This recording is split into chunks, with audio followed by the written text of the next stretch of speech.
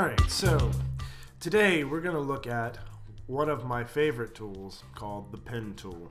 Now, you remember in previous things you've learned about shapes, and you notice that I said that I really hate the line tool.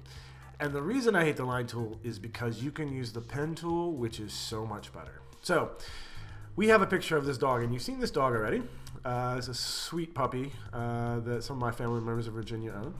And so, I am going to show you how to use the pen tool to create a lot of the same things that we did in Google Drawings. So the pen tool is right down here.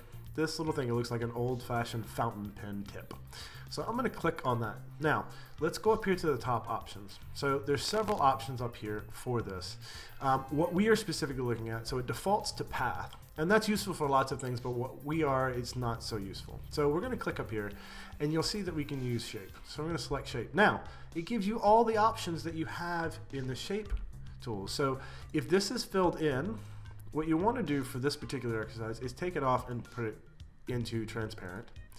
And on the stroke, you can put any color you want, probably something that you don't see in the photograph, so that you can really see your lines as you create them. So I'm going to keep this red color just because it means that I can see it better. And here, if it says 1 pixel, that's a little small. So put in 5.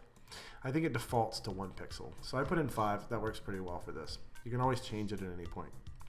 So as we come down here, you use this a lot like the polyline tool that you use in Google Drawings. So I'm going to start clicking right about here. And then I click there. I click here. Now I'm going to show you a new feature. So in the last one it was either straight lines or curves. This one you have multiple options. So I'm going to click here, but I'm going to keep it clicked and I'm going to drag out, and you'll notice that it gives me these little things, and it actually turns that point into a curve. And I can keep clicking and it keeps that curve, but then it goes away from the curve. So if I come here, get to go there, I'm going to do another one of those curve sections. What I'm doing is dragging out the little curve. See that? Here, here, here. And I'm going to speed up this part of the video and get done with that so you can see it, but I'm going to keep clicking.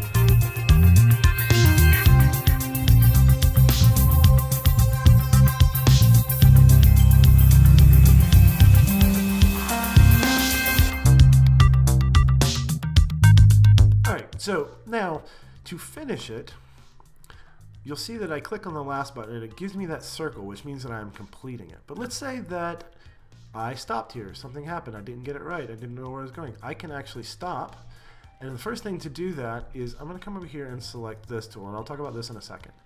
But now, this is still selected, but I can click off of that layer, okay, and I go back to the shape layer. As long as I click on it and I go back to the pen tool, you'll see it gives me that thing, which means to pick up from that spot. And I click on it, it selects all of that, and I pick up and I can keep going. So all this frustration where it clicks off and doesn't do what you want to in Google Drawings, not a problem here in Photoshop. So I can close it out, boom. Now I can take this fill, put it in, and now I've got a shape. Now that's a horrible thing for this dog, but you can see the difference there.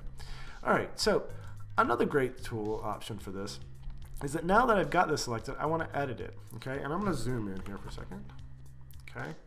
So let's say that I want to make this a curve after the point. So if I come over here, and underneath the pen tool is a whole bunch of pen options. So I'll show you the free pen tool in just a second. But if I come over here to convert point tool, I can go to one of these, and you'll notice I get this little triangle. So if I click on that point and I drag, you'll notice it turns into a curve. So I can do that all around if I want to and make this more of a smooth curved, and some can be harsh and very hard edge there, and some could be curved. So let's say that I want to take the ear and make it a little more curved there, and I want this end to be curved but not a ton. So I'm gonna pull that, and these little handles help you do that. So if I was to grab this handle, so let's use this little white tool. So this is the direct selection tool. This selects a path. This is a directional tool. So if you want to edit any paths or anything done with you need these two tools rather than the move tool.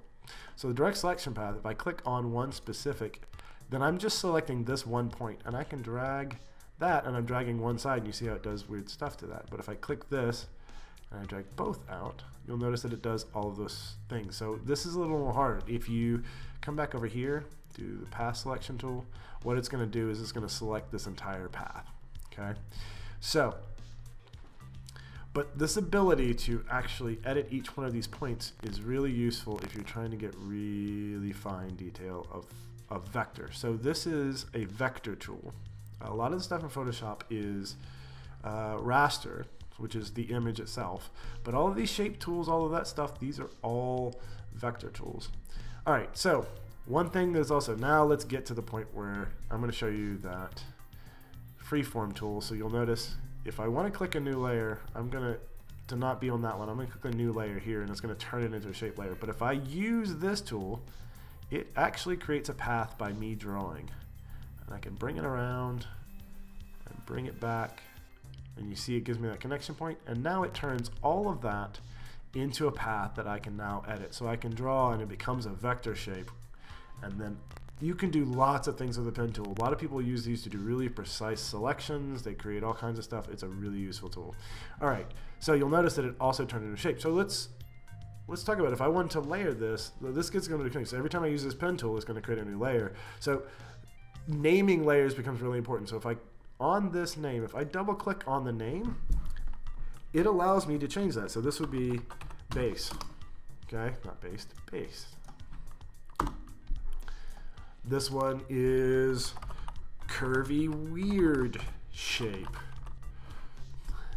Okay, so it helps you keep track of those. And why does that matter? Well, let me show you. In this mission, I deleted them. You can hide them too. I'm going to do that really quick and show you that. So again, you remember how in Google Drawings you would have to now, to see this, you'd have to move it over to the side? Well, you don't have to do that anymore. All you got to do is click it off and it will still be there. So you're not seeing it. It's still there. But you can hide it. So now I can get into the details of the eye. And this one, I can draw it and it becomes a shape. See that? Nice. Okay. So now you need to do a line. Okay. So in this mission, you're going to have to create a 3D image using lines. And we're going to use the pen tool for it.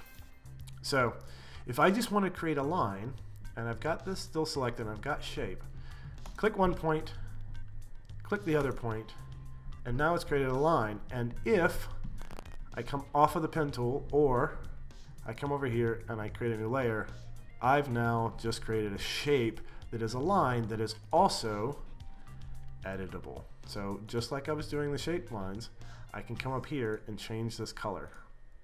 I can change the size of it. So this becomes much more useful than the line tool under shape. Okay, so now let's say I need to draw a bunch of lines. Every time I do a new layer, so if I clicked on this, it would start adding it to that layer, and I may not want that. I want to be able to edit them individually. So when I click new layer, okay, and I go back to the pen tool, I can now draw another line. And I got this new layer here, create another line. I can also do that. Now, if you have the fill on, well, so let's try this. Let's put the fill on. It doesn't do anything once it's a line, but if I keep going, you'll notice how it fills it in even though, and that's why I had it turned off when I was doing the line. So this is a shape, so keep in mind that if you put a fill on, you will see the fill in there. All right, so that's the basics of the pen tool. Have fun, enjoy.